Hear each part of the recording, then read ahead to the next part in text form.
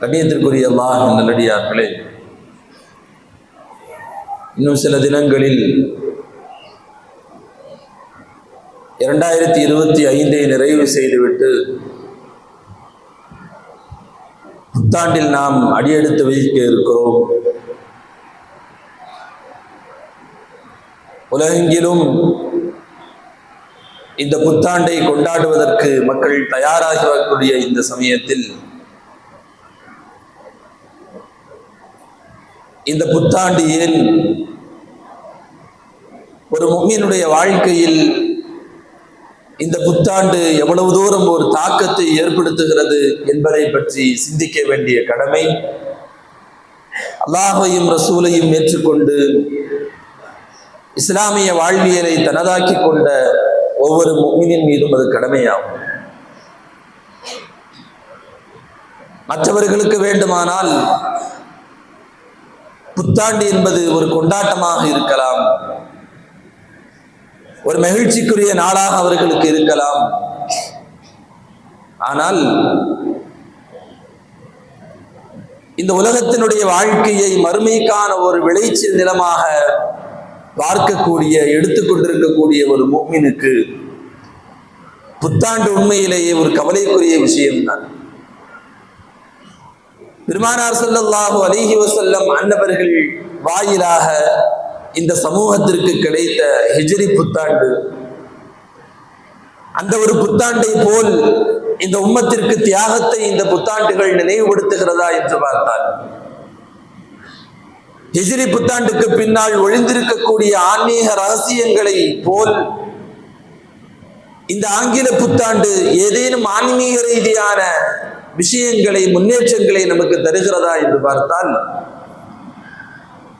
இந்த புத்தாண்டின் மூலமாக ஒரு முஃமின் கவலை கொள்ள முடியுமே ஒழிய, தன் வாழ்விற்கான பாடங்களை எடுத்துக்கொள்ள முடியுமே ஒழிய, படிப்பினைகளை எடுத்துக்கொள்ள முடியுமே ஒழிய, இது சந்தோஷப்படுவதற்கான இடம் அல்ல, காலம் அல்ல. புத்தாண்டு என்று வருகிற போது எதை அடிப்படையாக வைத்து நாம் சந்தோஷப்பட முடியும்? எதிர்காலத்தில் நமக்கு நாம் சந்திக்க இருக்கக்கூடிய நிகழ்வுகளை பற்றி சந்தோஷப்படுவதா, அல்லது இதுவரைக்கும் நாம் கடந்து வந்த இந்த ஒரு வருடத்தினுடைய காலத்தை நினைத்து நாம் சந்தோஷப்படுவதா? இதை நினைத்து நாம் கொண்டாடுகிறோம். முஸ்லிம்கள் பெரிய அளவில் இதை கொண்டாடுவதில்லை என்ற போதிலும் கூட மேற்கத்திய இஸ்லாமிய நாடுகளில் ஆங்கில புத்தாண்டுகள் இன்றைக்கு ஒரு தனிப்பெரும் கொண்டாட்டமாக உருவெடுத்திருக்கிறது என்கிற இந்த சமயத்தில் அதை பற்றி ஒரு மார்க்க ரீதியான பார்வை நம் சமூகத்திற்கு சொல்ல வேண்டியது கட்டாயமாக. இந்த ஆங்கில புத்தாண்டு என்பது எந்த விதத்திலேயும் சந்தோஷப்படுவதற்கான அம்சம் அதிலே இல்லை. ஒரு மனிதன் தன்னுடைய வாழ்க்கையிலே ஒரு வருடத்தை அவன் கடந்து மரணத்தை நோக்கி, கபரை நோக்கி, மறுமையை நோக்கி ஒரு வருடம் அவன் முன்னேறி வந்திருப்பது என்பது ஒரு சந்தோஷத்திற்குரிய விஷயமா? ஒரு முஃமினால் அதை எப்படி கொண்டாட முடியும்? எப்படி அது ஒரு சந்தோஷமான செய்தியாக ஒரு முஸ்லிம் எடுத்துக்கொள்ள முடியும்? கடந்த ஒரு வருடத்தை நாம் பின்னோக்கி பார்க்கிறோம். ஆன்மீக ரீதியாக நம்முடைய வாழ்க்கையில் நாம் அடைந்து கொண்ட முன்னேற்றங்கள் என்ன? இந்த ஒரு வருட காலத்தை ரப்புக்கு நெருக்கமான முறையில், அவனுக்கு பிரியமான முறையிலே நாம் கழித்திருக்கிறோமா? ஒரு நாட்களும் விடாமல் 5 நேர தொழுகையை முறையாக நாம் நிறைவேற்றி இருக்கிறோமா? முறையாக ஜகாத்து கொடுத்திருக்கிறோமா? ரப்பு நமக்கு வழங்கிய செல்வங்களில் இருந்து தான தர்மங்கள் செய்திருக்கிறோமா? நன்மைகள் அதிகரிக்காவிட்டாலும் பரவாயில்லை, குறைந்தபட்சம் போன வருடங்கள் செய்து கொண்டிருந்த பாவத்தை இந்த வருடமாவது நாம் விட்டிருக்கிறோமா என்று பார்த்தால் உண்மையில் இது வருத்தப்படுவதற்கான காலகட்டம் தான். என்னுடைய வாழ்க்கையில் எந்த விதமான முன்னேற்றமும் இல்லை. நன்மை அதிகரிக்காவிட்டாலும் பரவாயில்லை, ஒரு பாவத்தை கூட விடக்கூடிய அளவிற்கு என்னுடைய கல்வி இன்னும் தயாராகவில்லை என்று சொன்னால், போன வருஷம் என்ன செஞ்சுக்கிட்டு இருந்தேனோ அதே பாவம் இன்றைக்கும் கொஞ்சம் கூடுதலாக நான் செய்து கொண்டிருக்கிறேன். போன வருடங்கள் அல்லாஹ் ரசூலுக்கு எதை மாறு செய்து கொண்டிருந்தேனோ இந்த வருடமும் அதை செய்து கொண்டிருக்கிறேன் என்பதை நினைத்து சந்தோஷப்படுவதா? எத்தனையோ கலா தொழுகைகள் நமக்கு உண்டு, நோன்புகள் நமக்கு உண்டு. அதை நினைத்து சந்தோஷப்படுவதா? இதை நினைத்து ஒரு முன்னின் சந்தோஷப்பட முடியும்? ஒரு வருடத்தை 365 நாட்களை நாம் கடந்து வந்திருக்கிறோம். எப்படி கழித்திருக்கிறோம் இந்த நாட்களை? 365 நாட்கள் நம்முடைய வாழ்க்கையில் இருந்து கரைந்து போவது என்பது சாதாரணமான விஷயமா? அல்லாமா ஹஸனுல் பஸ்ரி ரஹ்மத்துல்லாஹி அலைஹி அவர்கள் சொல்லுவார்கள், உன்னுடைய வாழ்நாளுக்கான உவமை உதாரணம் என்ன தெரியுமா? கடுமையான உஷ்ண காலத்திலே தன்னுடைய தலையில் ஐஸ் கட்டியை சுமந்து கொண்டு விற்பனைக்கு கிளம்பக்கூடிய ஒரு வியாபாரியினுடைய உதாரணம் தான் உன்னுடைய வாழ்க்கையின் உதாரணம். எவ்வளவு தூரம் நீ உன்னுடைய ஐஸ் கட்டியை விற்றுக்கொண்டு நீ அதை பணமாக்கி கொண்டாயோ, காசாக்கி கொண்டாயோ, வியாபாரம் செய்து கொண்டாயோ, அது மட்டும்தான் உனக்கு சொந்தம். கரைந்ததெல்லாம் அது கரைந்ததுதான், மீண்டும் முன்னால் அதை பெற்றுக்கொள்ள முடியாது என்பார்கள் ஹஸனுல் பஸ்ரி ரஹ்மத்துல்லாஹி அலைஹி என்பவர்கள். இந்த உலகத்தில் எதை இழந்தாலும் பெற்றுக்கொள்ள முடியும். ஆனால் ஒருவன் ஒரு நிமிடத்தை, ஒரு நொடியை கடந்து விட்டான் என்று சொன்னான், வாழ்க்கையில் அந்த நேரத்தை எந்த காலத்திலேயும் திரும்ப பெற்றுக்கொள்ள முடியாது. அதற்காக வருத்தப்படலாம், அதற்காக கவலைப்படலாம்.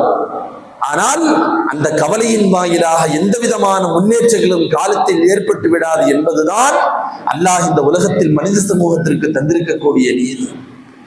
எத்தனை ஆண்டுகள் வேண்டுமானாலும் ஆண்டு கொள், ஆனா நீ கடத்தி விட்ட, நீ தவற விட்ட எந்த ஒரு நிமிடத்தையும் வினாடியையும் முன்னால் மீண்டும் எடுத்துக்கொண்டு வர முடியாது என்று சொல்லுகிறது மார்க்கம். 365 நாட்களில் நாம் எத்தனை நிமிடங்களை அல்லாஹ்விற்கு பிரயோஜனமாக, அவனுக்கு சந்தோஷமான வழியிலே நாம் கழித்திருக்கிறோம். அல்லாஹ் நமக்கு தந்திருக்கிற இந்த ஆயுளை நாம் எப்படி கழித்தோம்? ஒரு வருடத்திற்கான ஆயுள். சில பேர் 40 முடிக்கிறோம், சில பேர் 45 முடிக்கிறார்கள், சில பேர் 50 தாண்டுகிறார்கள், சில பேர் 55 தாண்டுகிறார்கள். இந்த புத்தாண்டில் நம்முடைய கடந்த கால 40 ஆண்டு கால வாழ்க்கை, 50 ஆண்டு கால வாழ்க்கை எந்த வழியில் இது கடந்தது? சந்தோஷப்படுவதற்கான நிலையா இது? நபிகள் நாயகம் ஸல்லல்லாஹு அலைஹி வஸல்லம் அவர்கள் சொன்னார்கள், உங்களில் ஒரு மனிதருக்கு 60 ஆண்டுகள் வாழ்வதற்கான வாய்ப்பை அல்லாஹ் தந்துவிட்டான் என்று சொன்னால், நாளை ஆகிரத்திலே நான் இந்த நன்மையை என்னால் செய்ய முடியவில்லை என்று அல்லாஹ்விடத்தில் எந்த காரணமும் சொல்ல முடியாது. சொன்னால் அல்லாஹ் அதை ஏற்றுக்கொள்ள மாட்டான் என்றார்கள் ஸல்லல்லாஹு அலைஹி வஸல்லம். அது 60 வருடத்தை நீ தொட்டு விட்டாயா? அல்லாஹ்ட்ட எந்த உதரும் சொல்ல முடியாது, எந்த காரணத்தையும் அல்லாஹ் அதற்கு பிறகு நீ நன்மை செய்யாமல் இருந்ததற்காக அவன் ஏற்றுக்கொள்ள மாட்டான் என்றார்கள் ஸல்லல்லாஹு அலைஹி வஸல்லம். நம்முடைய ஆயுளை நாம் எப்படி கழித்திருக்கிறோம்? நாளை மறுமையில் ஒரு மனிதனிடத்திலே கேட்கப்படக்கூடிய முதல் கேள்வி, உன்னுடைய ஆயுளை, உன்னுடைய ஒவ்வொரு நிமிடங்களையும் நேரங்களையும் நீ எப்படி செலவு செய்தாய்? ஸல்லல்லாஹு அலைஹி வஸல்லம் அவர்கள் சொன்னார்கள், அதற்கு பதில் சொல்லுகிற வரைக்கும் அவனுடைய பாதம் அவன் நின்ற இடத்தை விட்டு நகர முடியாது என்று சொன்னார்கள் ஸல்லல்லாஹு அலைஹி வஸல்லம். கண்ணியத்திற்குரிய முஃமினீன்களே, நம்முடைய வாழ்க்கையை நாம் பரிசோதனை செய்து பார்க்க வேண்டும். 2025 நிறைவு பெறுவது என்பது சந்தோஷத்திற்குரிய விஷயம் அல்ல. மரணம் நம்மை துரத்தி கொண்டிருக்கிறது. கபரை நோக்கி வேகமாய் ஓடிக்கொண்டிருக்கிறோம். நமக்கு முன்னால் நின்ற நீண்ட வரிசையில் பல பேர் கபருக்குடியிலே படுத்து விட்டார்கள். ஒவ்வொருவராக படுத்துக் கொண்டிருக்கிறார்கள். நம்முடைய நேரம் பெறுகிற போது நாமும் படுக்க செல்ல இருக்கிறோம். ஒரு வருடத்தை கடந்து வந்து விட்டோம். என்னதை நாம் தயார் செய்து வைத்திருக்கிறோம்? அல்லாஹ் குர்ஆனிலே திரும்ப திரும்ப சொல்லுகிறான், யா அய்யுஹல்லதீன ஆமனு தக்குல்லாஹ வல் தன்துர் நஃப்சும் மா கத்தமத் லிகத். ஆத்மாக்களே, மனிதர்களே, நாளை ஆகிரத்திற்காக நீ என்ன சேமித்து வைத்திருக்கிறாய்? கொஞ்சம் யோசித்து பார். நீ எதை சேமித்து வைத்திருக்கிறாய்? அது சம்பந்தமாய் கொஞ்சம் சிந்தனையில் ஈடுபடு. வல் தன்துர் நஃப்சும் மா கத்தமத் லிகத். நாளை மறுமைக்காக வேண்டி நீ சேர்த்து வைத்த நன்மைகளின் விஷயத்தில் பரிசோதனை மேற்கொள். அல்லாஹ் சுப்ஹானஹு வ தஆலா சொல்லுகிறான். நம்முடைய வாழ்க்கையை நாம் எப்படி கொண்டு வந்து சேர்த்திருக்கிறோம் இந்த வருடம் வரை?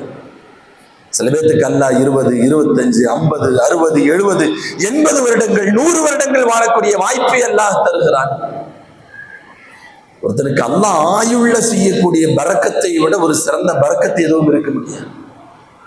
பெருமானார் ஸல்லல்லாஹு அலைஹி வஸல்லம் அவர்களிடத்திலே கேட்கப்பட்டது, நாயகமே, ஒருவர் நீண்ட ஆயுள் கொடுக்கப்பட்டார் என்று சொன்னார். ஸல்லல்லாஹு அலைஹி வஸல்லம் சொன்னார்கள், நீண்ட ஆயுளோடு சேர்த்து நல்ல அமல்கள் செய்கிற பாக்கியம் எவருக்கு கிடைக்கிறதோ அவரை போன்று சிறந்த ஒரு மனிதர் ரப்பிடத்திலே யாரும் இல்லை என்றார்.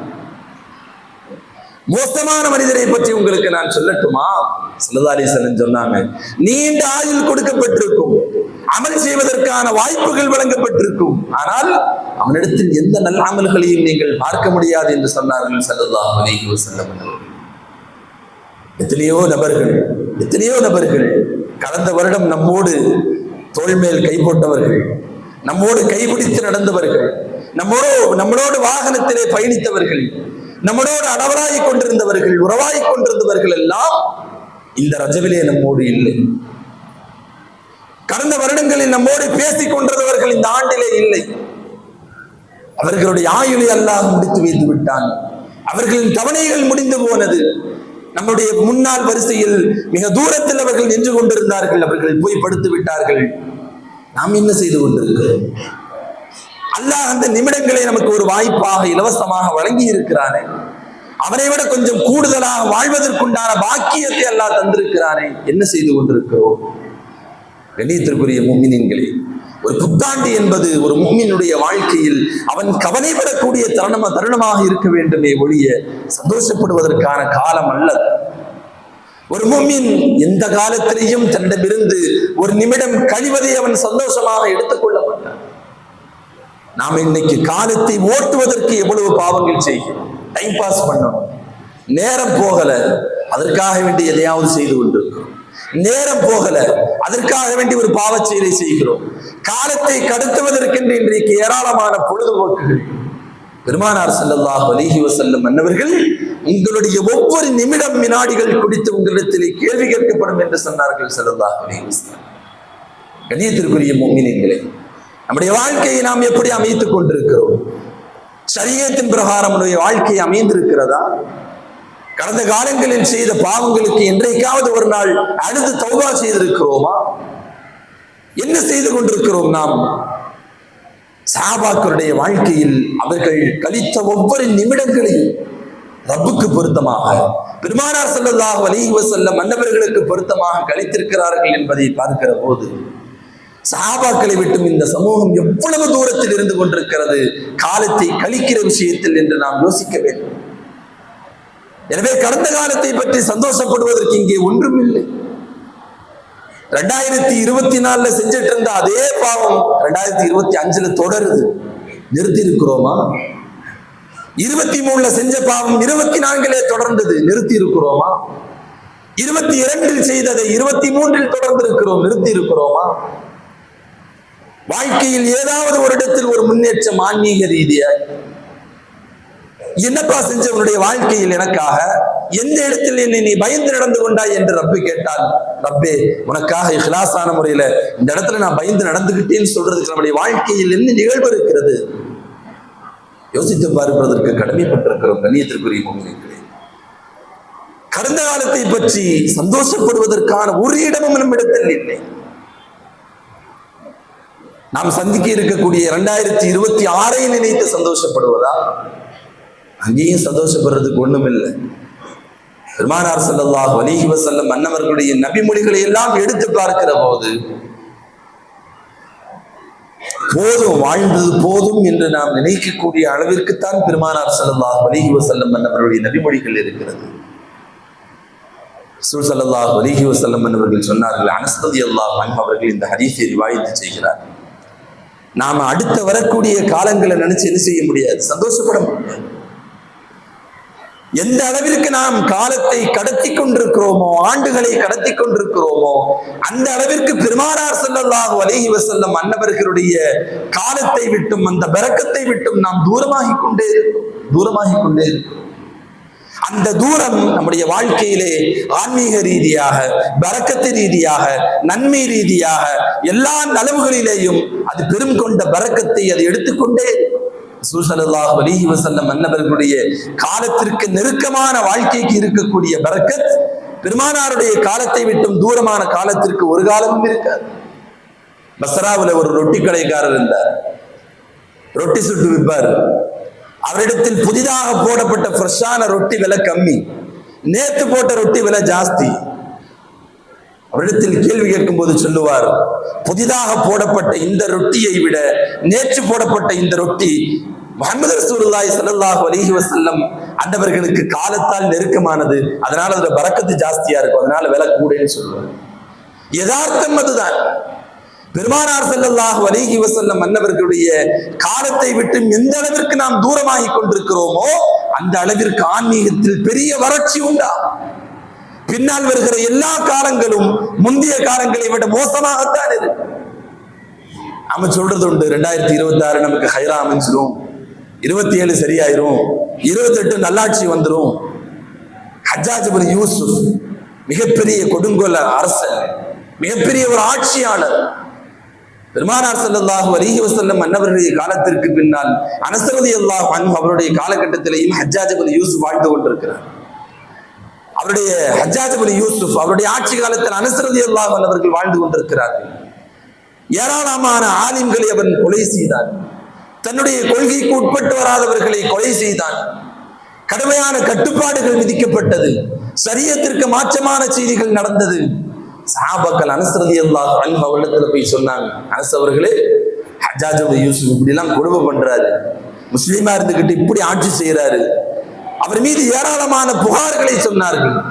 அனஸ் ரலியல்லாஹு அன்ஹு அவர்கள் சொன்னார்கள், லா யஅதி அலைக்கும் ஸமானுன் இல்லல்லதி பஅதஹு அஷர்ரு மின். நீங்க பொறுமையா இருங்க, நான் உங்களுக்கு ஒரு செய்தியை சொல்லுகிறேன். உங்களுடைய காலங்களில் முந்தைய காலத்தை விட உங்களுக்கு வருகிற பிந்தைய காலம் மிக மோசமாகத்தான் அமையும். ஹத்தா தல்கவு ரப்பக்கும், நீங்கள் உங்களுடைய ரப்பை சந்திக்கிற வரை என்று சொன்னார்கள் அனஸ் ரலியல்லாஹு அன்ஹு. இனி கியாமத் நாள் வரைக்கும் முந்தைய காலத்தை விட பிந்தைய காலம் மோசமாகத்தான் இருக்குமே ஒழிய அது எந்த காலத்திலேயும் ஹைராயிராது. அனஸ் ரலியல்லாஹு அன்ஹு அவர்கள் பொறுமையா இருங்க. சமயத்துஹு நபிய்யுக்கும், இந்த ஹதீஸை நான் உங்களுடைய ஹபீப், உங்களுடைய நபி முஹம்மது ரசூலுல்லாஹி ஸல்லல்லாஹு அலைஹி வஸல்லம் அன்னவர்கள் சொல்ல நான் என் காதால் கேட்டேன் என்றார்கள் அனஸ் ரலியல்லாஹு அன்ஹு அவர்கள்.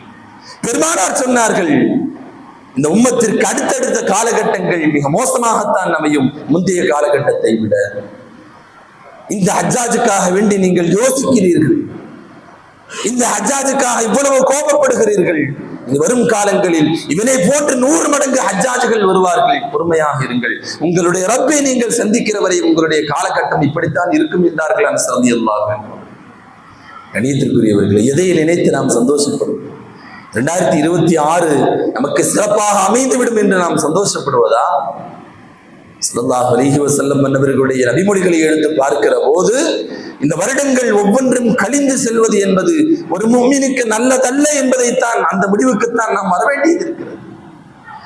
ஸல்லல்லாஹு அலைஹி வஸல்லம் சொன்னாங்க, ஒரு காலம் வரும், ஒரு காலம் வரும், எவ்வளவு மோசமான காலகட்டம் என்று சொன்னால், கபராளியை கடந்து செல்லுகிற ஒரு முஸ்லிம் அந்த கபராளியை பார்த்து ஆசைப்படுவானா?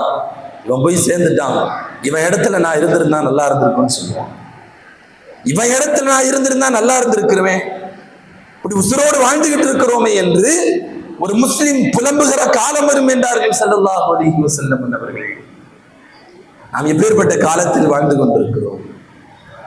பெருமானார் ஸல்லல்லாஹு அலைஹி வஸல்லம் அன்னவர்களுடைய காலத்தை விட்டும் நாம் தூரமாக தூரமாக உலக ரீதியாகவும் மர்மை ரீதியாகவும் ஒரு பெரிய ஆன்மீக வறட்சி இந்த சமூகத்திற்கு உண்டாகி கொண்டே இருக்கும். பரக்கத்து எடுபட்டு போய்கொண்டே இருக்கும். முந்தைய காலத்தை விட பிந்தைய காலம் மோசமாகத்தான் அமையும். ஸல்லல்லாஹு அலைஹி வஸல்லம் இன்னொரு ஹதீஸ்ல சொன்னாங்க, ஒரு காலம் வரும் என் உம்மத்திற்கு பின்னாளில், எப்பேற்பட்ட காலம் தெரியுமா? அன்றைக்கு ஒரு குழந்தையை பெற்றெடுத்து வளர்ப்பதை விட ஒரு முஸ்லீம் ஒரு நாய்க்குட்டியை வளர்க்கிறது நல்லதுன்னு நினைப்பான்னு சொன்னாங்க ஸல்லல்லாஹு அலைஹி வஸல்லம். ஒரு குழந்தையை பெற்றெடுத்து வளர்த்து ஆளாக்குவதை விட ஒரு நாய்க்குட்டியை வளர்க்கிறது நல்லதுன்னு நினைக்கக்கூடிய சூழலின் சமூகத்திற்கு உருவாகும் என்றார்கள் ஸல்லல்லாஹு அலைஹி வஸல்லம் அவர்கள்.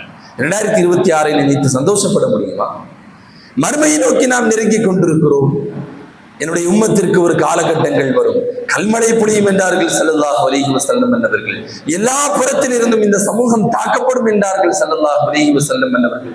பள்ளிவாசல்கள் பெரும் பெரும் கட்டிடமாக இருக்கும், ஆனால் அங்கே ஆன்மீகம் இருக்காது என்று சொன்னார்கள் ஸல்லல்லாஹு அலைஹி வஸல்லம் என்பவர்கள். அமானிதங்கள் மோசடிக்குள்ளாக்கப்படும் என்றார்கள். தகுதி இல்லாதவர்கள் ஆட்சியாளர்களாக நியமிக்கப்படுவார்கள், தகுதி இல்லாதவர்கள் பொறுப்பாளர்களாக நியமிக்கப்படுவார்கள். எங்கு பார்த்தாலும் சுனாமிகளும், எங்கு பார்த்தாலும் நிலநடுக்கங்களும் பேரழிவுகளும் ஏற்பட்டுக் கொண்டிருக்கும். அப்படி ஒரு சமூகம், அப்படி ஒரு சூழலின் சமூகத்திற்கு வரும் என்றார்களே ஸல்லல்லாஹு அலைஹி வஸல்லம் என்பவர்கள். எதை நினைத்து நாம் சந்தோஷப்படும்? காலங்கள் செல்வது பெருமானார் ஸல்லல்லாஹு அலைஹி வஸல்லம் அன்னவர்களுடைய கருத்திற்கு ஒப்ப பார்க்கிற போது அது ஒரு முஃமினுக்கு நல்லதல்ல. மர்மையை நோக்கி நாம் நெருங்கிக் கொண்டிருக்கிறோம், கபரை நோக்கி வேகமாய் நாம் பயணப்பட்டுக் கொண்டிருக்கிறோம்.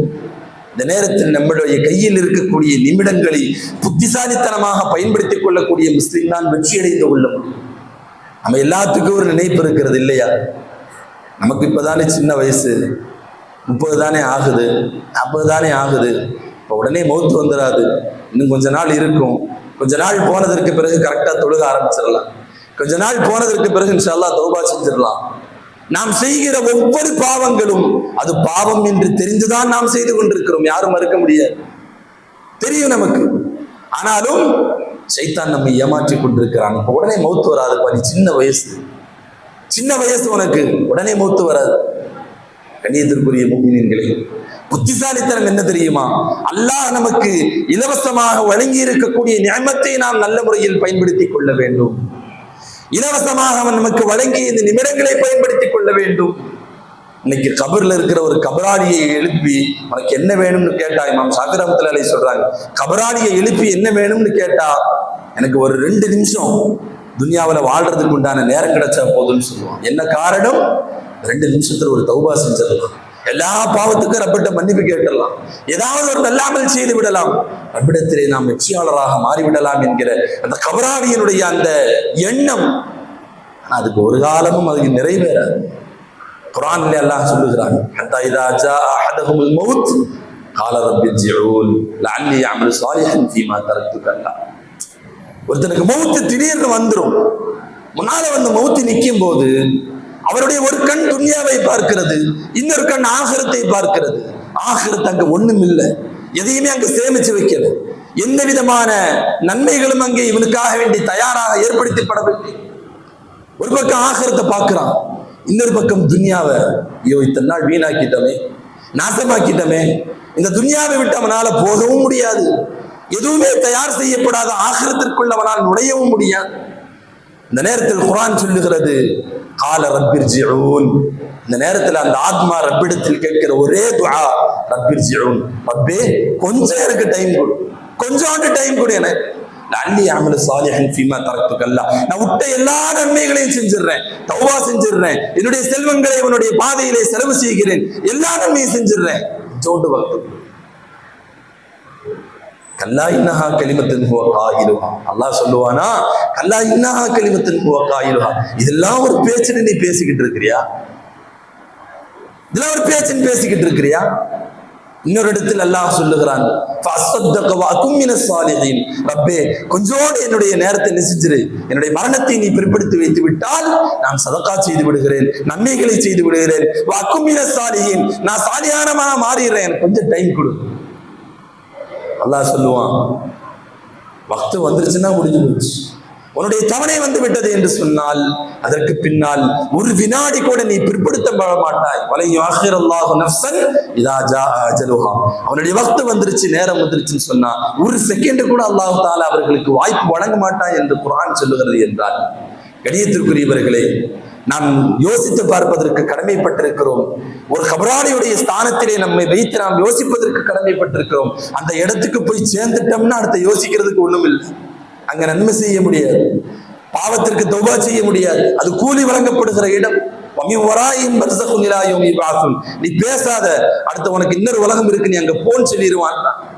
கணியத்திற்குரியவர்களே, நமக்கு வழங்கப்பட்டிருக்கிற இந்த நிமிடங்களை சரியான முறையிலே கழிப்பது மட்டும்தான் ஒரு நல்ல முஸ்லிமுக்கான முஃமினுக்கான அடையாளம், ஒரு அறிவாளிக்கான அடையாளம் என்று பெருமானார் ஸல்லல்லாஹு அலைஹி வஸல்லம் அவர்கள் சொன்னார்கள். அத்துன்யா மஸ்ரஅத்துல் ஆஹிரா, இந்த துன்யா ஒரு மனிதனுக்கு ஆகிரத்தை பசுமையாக்கிக் கொள்வதற்காக வழங்கப்பட்ட வாய்ப்பு என்று சொன்னார்கள் ஸல்லல்லாஹு அலைஹி வஸல்லம்.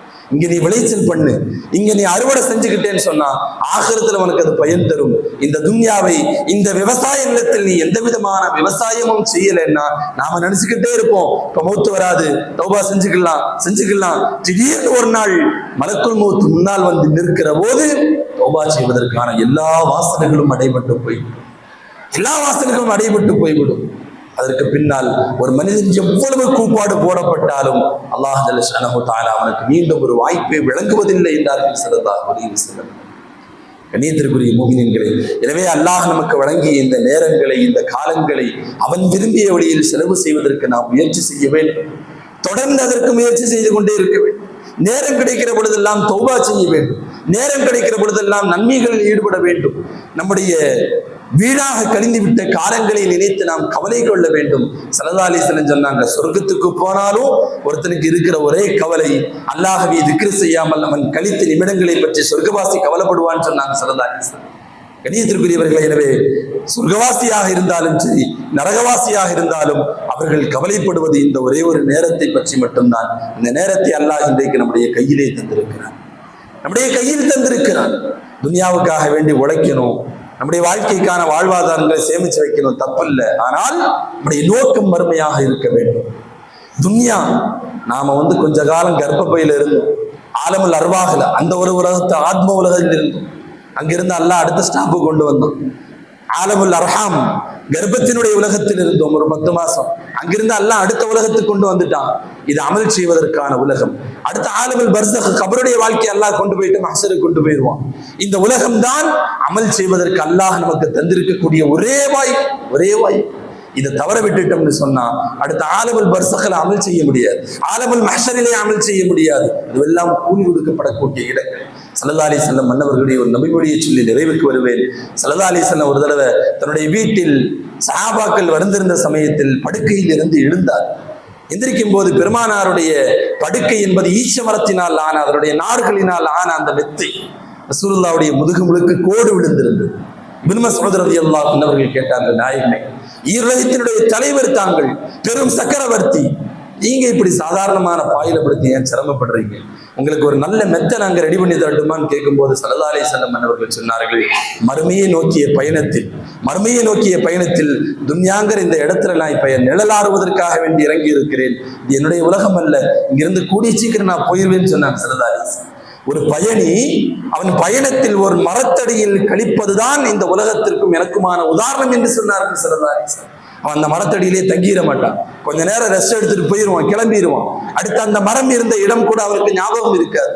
அதுபோல இந்த துன்யாவுடைய வாழ்க்கை கொஞ்ச நாள் அமல் செய்யறதுக்காக வேண்டி வந்திருக்கிறேன், இங்கே எனக்கு சுகபோகங்கள் எல்லாம் தேவையில்லை என்றார்கள் ஸல்லல்லாஹு அலைஹி வஸல்லம் அவர்கள். அந்த அளவுக்கு நம்மளால இல்லைன்னாலும் கூட நம்முடைய நேரங்களை நல்ல வழியிலே செலவு செய்வதற்கு நாம் முயற்சி செய்ய வேண்டும். இது போன்ற புத்தாண்டினுடைய சமயங்களில் நம்முடைய ஒரு வருடத்தினுடைய வாழ்க்கையை முஹாசபா செய்து கொள்ளக்கூடிய, சுய பரிசோதனை செய்யக்கூடிய நன்மக்களாக நாம் இருக்க வேண்டும். ஒரே ஒரு செய்தி, உமர் ரலியல்லாஹு அன்ஹு அவர்கள் நமக்கு ஒரு அமலை கற்றுத் தருகிறார்கள். ஒவ்வொரு நாளும் ராத்திரி பெட்ல படுத்ததற்கு பிறகு, விளக்கெல்லாம் அணைக்கப்பட்டதற்கு பிறகு, இருட்டுல இருக்கும்போது நீ கபர்ல படுத்திருக்கிற மாதிரி நினைச்சுப்பாரு. கண்ணை மூடு. திடீர்னு 2 மலக்கு வந்து உன்ட்ட கேள்வி கேட்பா, நீ என்ன செய்வார்? யாருமே அவனுக்கு துணை இல்லை என்று நினைத்துக்கொள். அப்படியெல்லாம் கபருக்குள் இருப்பதாக நின்னை நீ சிந்தித்து விட்டு காலையில் விழிக்கிற போது இந்த உலகத்தில் வாழ்வதற்கு மறுபடியும் ஒரு வாய்ப்பு வழங்கப்பட்டதாக நீ நினைத்துக்கொள். அப்படி நினைச்சு நீ அமல் செய்ய, உன்னுடைய ஒவ்வொரு நிமிடத்தையும் நீ செலவு செய்து கொள் என்று உமர் ரலியல்லாஹு அன்ஹு அவர்கள் மறுமைக்கான சிந்தனை எப்படி இருக்க வேண்டும் என்கிற பாடத்தையும் இந்த சமூகத்திற்கு கற்றுத் தருகிறார்கள். ரப்பு சுப்ஹானஹு வ தஆலா, அல்லாஹ் ஜல்லஷானஹு வ தஆலா நம்முடைய கடந்த கால வாழ்க்கையை விட வருங்கால வாழ்க்கையை அல்லாஹ் சிறப்பாக்கி தந்தருள்வானாக. நம்முடைய கபருடைய வாழ்க்கையை அல்லாஹ் அழகாக்கி தருவானாக. நம்முடைய மஹ்ஷருடைய வாழ்க்கையை அல்லாஹ் ஜல்லஷானஹு வ தஆலா அழகாக்கி தந்தருள்வானாக. நேரங்களை எல்லாம் அவனுக்கும் அவனுடைய ரசூலுக்கும் ஓப்பான காரியங்களில் செலவு செய்யக்கூடிய நன்மக்களாக அல்லாஹ் எல்லோரையும் ஆக்குவானாக. வாஹிர் தஅவானா அல்ஹம்துலில்லாஹி ரப்பில் ஆலமீன்.